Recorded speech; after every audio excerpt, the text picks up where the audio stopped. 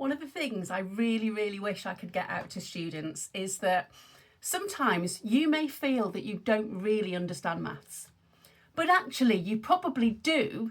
It's just the thinking style that comes naturally to you means it's harder for you to access the actual maths topics themselves. Maths and being successful in maths for a lot of people, it requires those two things to come together. Quite a lot of students find that they find maths naturally easy for them. And then they hit a point where they're like, I thought I was good at maths and now I can't make sense of it. And that is because they're then having to bring in that thinking style that will make the more problem solving, the more reasoning side of maths a lot easier to them. In maths, you learn topic, yeah? You pick up a textbook and it's like there's the topic on ratio, there's a section on Pythagoras, there's a section on surds if you're doing high level. But when it comes to maths questions, you are asked questions that have more than one topic in them most of the time. And you have to entangle which bit is needed. And that in itself is a skill. And it's something I teach a lot using my 5 steps to success. And it is a structure that has 5 steps to it. So imagine that you don't have to learn loads more maths. All you need is a structure to follow that when you're looking at a question and you don't know where to start with it, okay, the first thing you're going to do is say, well, what can I see in front of me? Because, for example, if you can see the word area is in there amongst lots of words, and there's a triangle and there's a bit of a square maybe on there, okay, well, what have you learned in maths that connects those things that you've just seen in the first part? Finding the area of a triangle, finding the area of a square. What are the rules then? Part 3. Well, area of a triangle is half base times height. Okay, you do need to learn those skills. You can't get away from it. You've got to practice so they come to mind for you. Okay, part 4. What can you work out?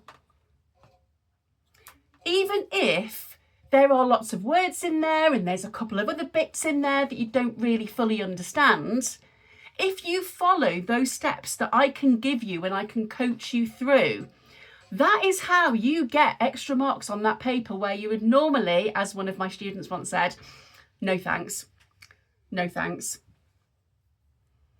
Those are the things that then can be transferred into so many other areas in life. If you can look at a problem and you're able to see, what can I see? What do I know about it? What can I work out? I mean, I have a book full of, in fact, I should write a book, shouldn't I? But I think I counted about 80 Natalieisms, things and questions that I ask my students regularly, which then enables them to move a step forward with a question in their maths.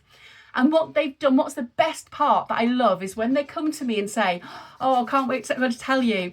I was in my biology exam and I didn't know where to start. And so I thought, what does Natalie tell me in maths? What does she help me with? Because I'm telling you now, those skills are not just for maths. They're for everything.